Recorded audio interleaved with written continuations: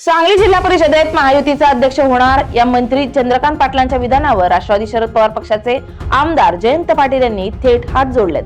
चंद्रकांत दादा माझे सगळ्यात मोठे हितचिंतक आहेत। दादांनी घोषणाच केली आहे, त्यावर मी बोलून काय उपयोग? दादांच्या विरोधात मी काही बोलत नाही। दादांनी एखादं विधान केलं तर त्यावर बोलणं मला योग्य वाटत नाही, असा मिश्किल टोला जयंत पाटील यांनी लगावलाय। दादांनी आता घोषणाच केलेली आहे म्हटल्यावर मी बोलून काय उपयोग आहे? चंद्रकांत पाटील म्हणतात की आता दादा म्हटल्यावर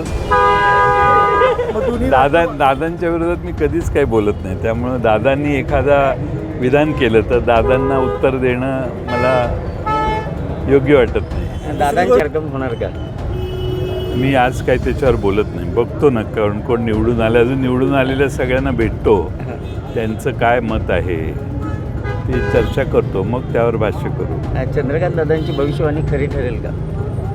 नाही, दादा हे मला माननीयच आहेत, त्यामुळे दादांच्या बद्दल मी काहीच बोलत नाही। आणि ते सगळ्यात मोठं ते माझे हितचिंतक आहेत। दादा